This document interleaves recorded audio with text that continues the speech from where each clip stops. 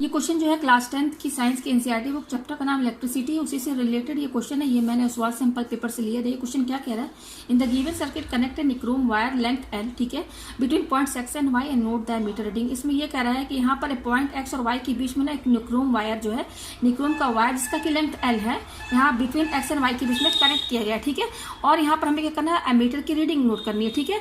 तो अब देखिए यहाँ पर जैसे यहाँ पर हमने एक्स और वाई के बीच में निक्रोम वायर लगाया, उसका लेंथ क्या है, एल है। तो यहाँ पर क्या होगा, एमीटर में कुछ तो रीडिंग बताएगा ये, ठीक है। अब देखिए यहाँ फर्स्ट क्या बोल रहा है, फर्स्ट क्वेश्चन क्या कह रहा है, when this experiment is repeated by inserting another nichrome wire of the same thickness but twice the length 2l, what changes are observed in the ammeter reading, ठीक है। तो यहाँ पे क्या कर रहा है कि अब इस x और y के बीच में हमने निक्रोमी वायर, एक दूसरा निक्रोम वायर जो है यहाँ x और y के बीच में कनेक्ट किया है। उसमें क्या है कि थिकनेस सेम है, लेकिन जो लेंथ है ना पहले का डबल है, यानी कि पहले l था और अब जो हम निक्रोम वायर इसके बीच में कनेक्ट करेंगे वो 2l होगा, मतलब कि ये 2l होगा x और y के बीच में, ठीक है। ये क्वेश्चन ए का आंसर है, ठीक है।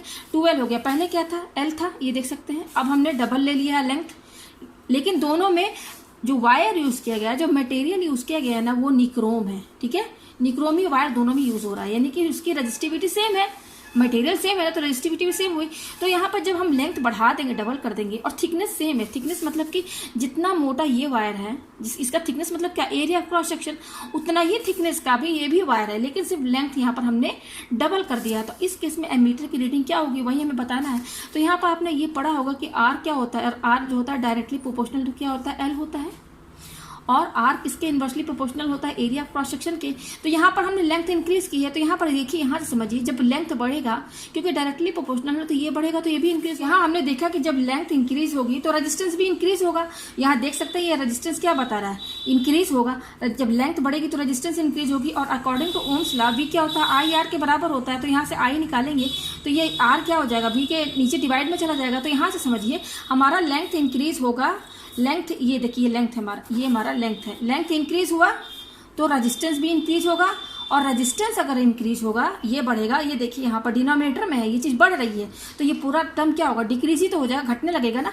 तो करंट क्या होगी, जब ये डिनोमिनेटर में है, क्योंकि ये बढ़ेगा तो ये कम हो जाएगा आई, तो रेजिस्टेंस बढ़ेगा तो करंट क्या हो जाएगी, डिक्रीज हो जाएगी। ये डाउन एरो बता रहा है, करंट यहाँ पर कम हो जाएगी। तो इसका आंसर क्या होगा, यहाँ पर करंट जो है वो डिक्रीज। देखिए यहाँ लिखा है एमीटर रीडिंग विल डिक्रीज, क्यों, this is because with the increase in length resistance of the circuit increases, hence the current decreases. ये मैंने आपको एक्सप्लेन कर दिया। देखिए सेकंड क्या बोल रहा है, state the changes that are observed in the ammeter reading. अब यहाँ पे क्या कह रहा है, if you double the area of cross section without changing the length in the other experiment, justify your answer in both the cases. यहाँ पर क्या बोल रहा है कि अब यहाँ पर एक और ऑब्जर्वेशन हमें देखना है। अब इस केस में सेकंड बी में क्या कह रहा है, यहाँ पर हमने एरिया ऑफ क्रॉस सेक्शन जो है डबल कर दिया। Area of cross section double कहने का मतलब क्या है, जो हमारा, और ये किसमें किया है कि without changing the length in the above experiment. अभी ये ए वाला जो एक्सपेरिमेंट किया था, इसी में बस हमने लेंथ 2l ही रहेगा। देखिए ये अबव एक्सपेरिमेंट ये है ए वाला, इसमें क्या था कि हमने डबल वायर लिया था, डबल लेंथ का वायर लिया था, जो पहले l था उसका डबल 2l लिया था।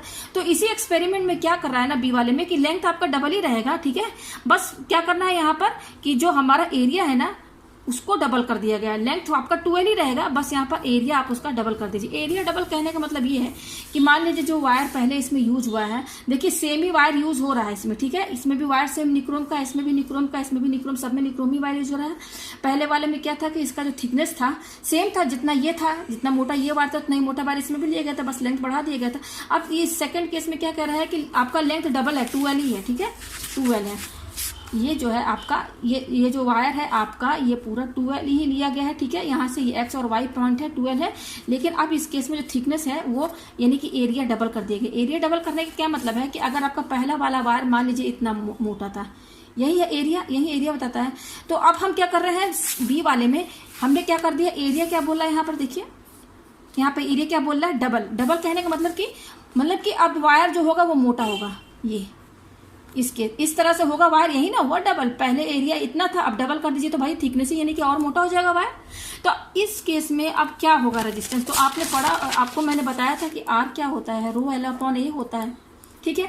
तो ये अभावी एक्सपेरिमेंट मतलब यही वाले एक्सपेरिमेंट में ही हमको बस क्या करना है, इसका जो एरिया ऑफ क्रॉस सेक्शन है वो डबल कर देना है।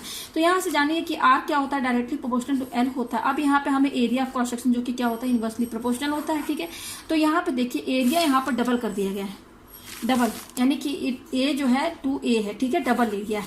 तो इस केस में जो एरिया 2a है हमारा, तो ये अगर बढ़ाएंगे आप यहाँ पर देखिए, यहाँ से समझिए, अगर हमारा एरिया बढ़ेगा, एरिया अगर बढ़ेगा तो ये चीज़ अगर डिनोमिनेटर में ये बढ़ेगी तो ये टर्म घटेगी ना, यानी कि एरिया बढ़ेगा तो रेजिस्टेंस डिक्रीज होगा। तो जब रेजिस्टेंस डिक्रीज होगा तो according to Ohm's law I क्या होता है, V/R होता है। तो जब ये चीज़ घटेगी, ये बढ़ेगा एरिया तो ये घटेगा, रेजिस्टेंस डिक्रीज होगा। जब ये डिनोमिनेटर वाली टर्म कम होगी तो ये आई क्या होगा, इंक्रीज ही तो होगा ना इस केस में। अब डिनोमिनेटर ये घटेगा तो ये बढ़ेगा, आई इंक्रीज। तो इस केस में क्या होगा, बी वाले में जो करंट की रीडिंग जो होगी वो हमारी क्या हो जाएगी, यहाँ पर बढ़ेगी, इंक्रीज होगी, ठीक है, बी वाले में। और ए वाले में क्या होगी, डिक्रीज होगी।